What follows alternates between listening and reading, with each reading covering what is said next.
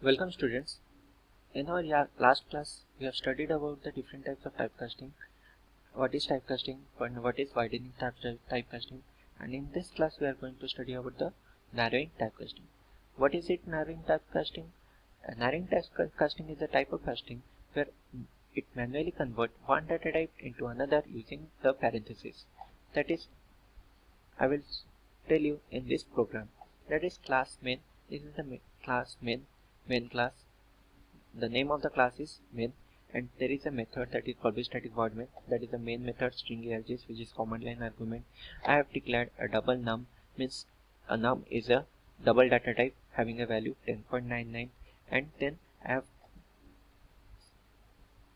stated that system.out.println, which is used to print the statement, that is num value, that is 10.99, and here I have changed the number from number data type to integer data type, from double data type to integer data type. Num in previous here I have just declared that it is a num is of double data type, but here it is converting into integer data type and storing in the int data. Okay, then the data value will come is of integer data type. The double value is 10.99, but when the integer value comes, that is 10. From this you can understand that this is a process where typecasting from one type of data is converted into another type of data.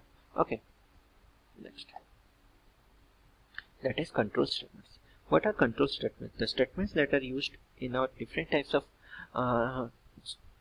Java for execution of codes are known as control statement, which is used to control the execution of codes.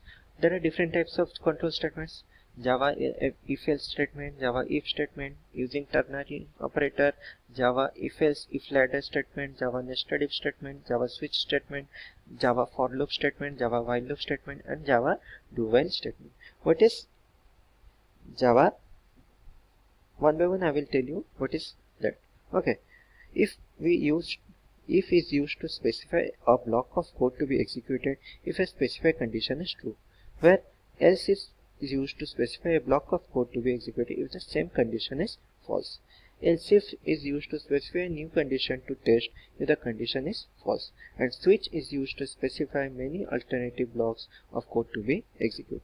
We will start from if statement. If statement is used to specify a block of Java code to be executed if the condition is true.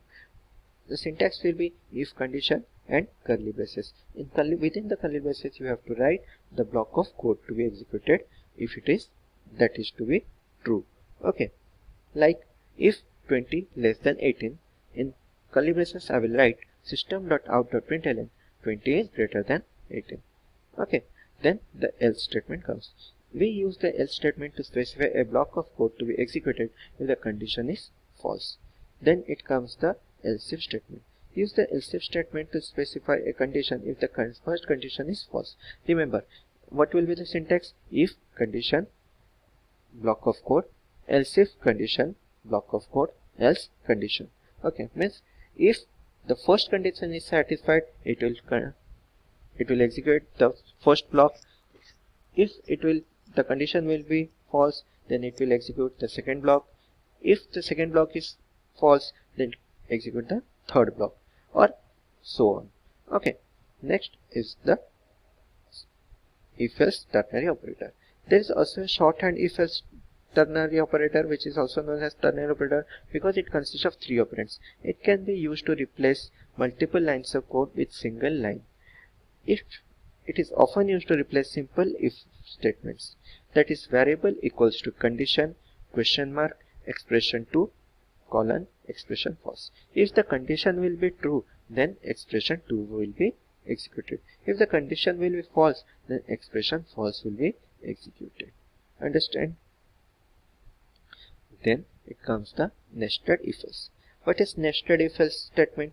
In nested if else statement, it is like nested. It's like nest.